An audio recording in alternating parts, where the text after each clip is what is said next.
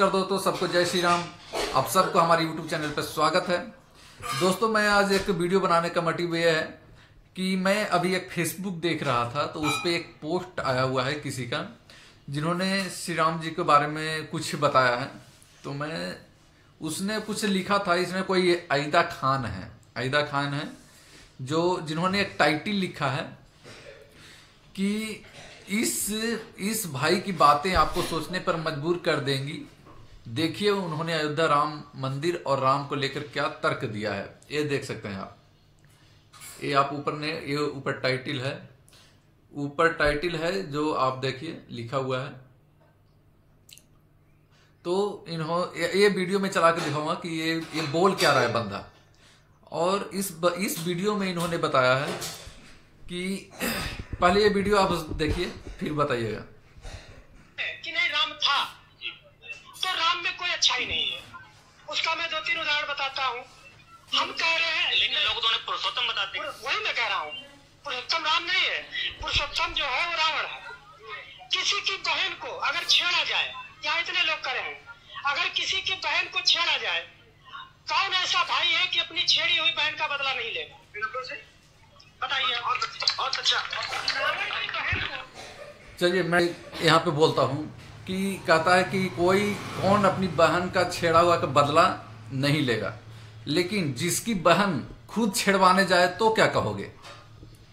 अब जैसे ये बंदा वीडियो बोल रहा है और इसी का बहन खुद किसी को छेड़ने जाए तो तुम उसको क्या बोलोगे। यहाँ पे सर जी इसलिए बोल रहा हूँ कि यहाँ भी जो भी बंदे भी बैठे हैं, ये खड़े हैं ना, उसको कुछ नहीं पता, इसको भी कुछ नहीं पता है कि इस रावण उसकी बहन को राम जी छेड़ने गए थे। नहीं, राम जी छेड़ने नहीं गए थे, शूर्पणखा उसको छेड़ने गई थी। आगे सुनिए। शूर्पणखा को राम ने छेड़ा। राम से उसने प्रस्ताव रखती है कि मैं शादी करूंगी।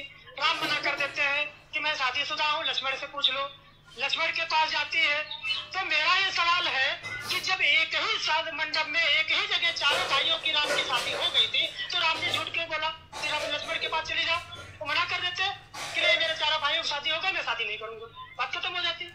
झूठ बोला भाई, झूठ नहीं बोला।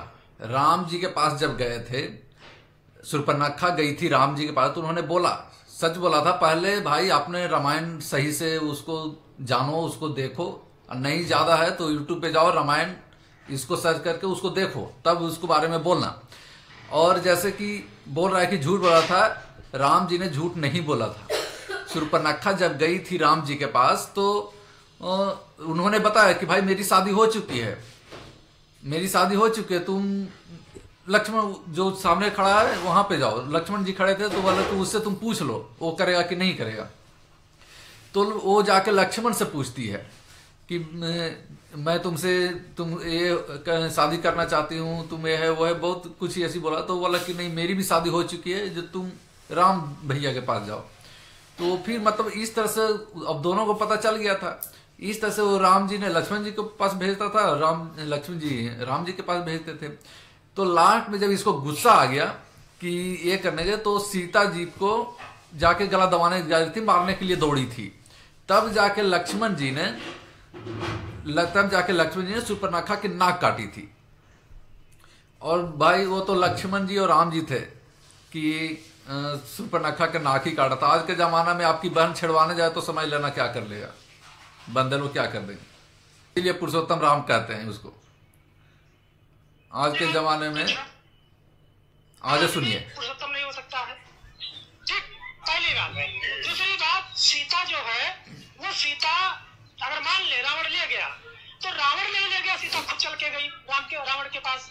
क्यों? ये तो अजीब बात हो गई। बिल्कुल अजीब बात है। रामायण को पढ़िए, उसी धनुष जो स्वयंवर जो रचा गया, जो जनक ने बुलाया था स्वयंवर, उस स्वयंवर में देश विदेश के सभी राजा आए थे, रावण भी गए थे। तो रावण स्वयंवर में सत्य जो धनुष को उठाएगा, उसकी डोरी खींचेगा, उसके साथ सीता का विवाह होगा। कोई भी राजा उस धनुष को उठा नहीं पाया, रावण भी नहीं उठा पाया था, ठीक है। तो रावण भी नहीं उठा पाया था, तो उसमें एक दोहा मुझे याद नहीं है, दोहा है कि 10,000 राजा एक साथ उठाए थे। सहस्र एक ही बार लगे उठावन करे न डरा। हाँ, मतलब 10,000 राजा उठाए थे उसको। तो मेरा ये सवाल करिए, एक आदमी को लगभग 1.5-2 फीट जमीन चाहिए। 10,000 राजाओं को खड़ा करिए आप, तो कम से कम 3 किलोमीटर की लाइन बनेगी। तो क्या धनुष 3 किलोमीटर का था? अरे पागल, अभी इसीलिए मैं बोल रहा हूँ इसको कि तुमको नॉलेज नहीं है। पहले इसके बारे में, सबसे पहला कि अगर आपको किसी चीज का नॉलेज नहीं है ना तो ज्यादा ज्ञान मत देना, तुम अपने आप में चुप रहो, पहले जाके नॉलेज ले लो। इसको खुद पता नहीं है कि क्या था। अब 10,000 जो आए थे राजा, तो 10,000 राजा जो आए थे तो 10,000 एक साथ थोड़ी उठाने आए थे। 10,000 राजा जो उठाए थे, आप जो एक एक करके उठाने आए थे सबको चांस दिया था कि भाई एक एक करके वहां उठाएगा। तो इसलिए बोल रहा हूँ इसको नॉलेज नहीं है। और यहाँ पे जो बंदे भी बैठे हैं ना, यहाँ पे जो बंदे इसके अगल बगल है, वो भी इतने बेवकूफ है, मैं क्या बताऊँ, वो भी हाँ हाँ हाँ हाँ किए जा रहा है, क्योंकि उनको भी नहीं पता है। यहाँ एक कहावत है ना कि अंधा में काना राजा होता है, तो वहां पे यही लागू होता है।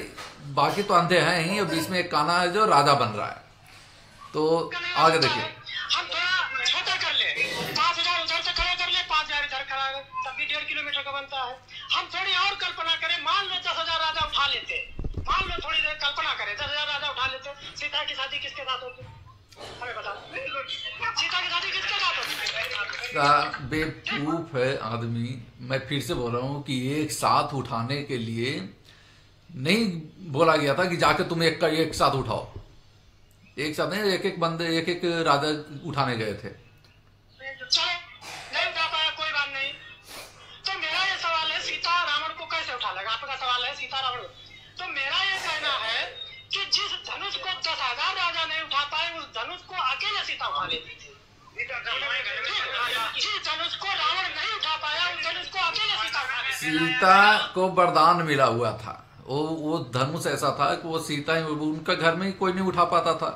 वो जो सीता ही उठाती थी, उसको ये वरदान था कि वो धनुष सीता ही उठाएगी। सीता माता थी ना, उन्हें वरदान था, उनके अंदर शक्ति थी। रावण कमजोर हो रहा है, सवाल पूरा हो जाने दीजिए। जब रावण जो कमजोर था, सीता बलशाली थी, तो बलशाली को रावण कमजोर रावण उठा कैसे ले गया? हम कह रहे आज आजमा लो, कोई महिला जैसे कह रहा है कि जब सीता बलवान थी और रावण कमजोर था, तो रावण ने सीता को क्यों उठा के लेके चला गया था जब हरण किया था? तो भाई तुमको इसलिए बोल रहा हूं कि तुमको नॉलेज नहीं है, पहले तुम ज्ञान ले लो तब ज्ञान बांटो, समझा? तुम कह रहे हो जब सीता जी ने रावण को, वो असली सीता को थोड़ी उठाया था रावण। राम जी ने जब जो सीता जी को, वो उन्होंने धरती माँ को समर्पित किया था कि धरती माँ आप सीता जी को रखो, मैं तो जब मैं आऊंगा तो उधर से मैं फिर अपना सीता को आपसे मांग लूंगा। तो जो सीता जो रावण ने उठाया, सीता जी की छाया को रावण ने उठाया था, असली सीता को तो छू भी नहीं सकता था। सीता को रावण छूता तो वहीं पे जल के भस्म हो जाता। आगे देखिए, तो उस पर ज्ञान पहले ले लो, फिर उस पर सही से बोलो। और सीधी बात है कि इनको कुछ भी इस चीज के बारे में पता नहीं है। और मैं इनसे भी बोलूंगा कि ऐसे भाई से बोलूंगा कि जो भी इस तरह से वीडियो बनाते हो ना, तो पहले भाई उसको किसी भी चीज को अच्छे से जानकारी लो, तब जाके तुम बोलो। क्योंकि आपको लगता होगा कि ये चीज है या नहीं है, लेकिन जो राम को मानने वाले हैं, जो भी अपने अपने धर्म को मानने वाले हैं, आप उसके बारे में आपको सही से जानकारी नहीं है, और किसी भी धर्म को अगर आप उल्टा सीधे बोलते हो तो उनको तकलीफ होता है।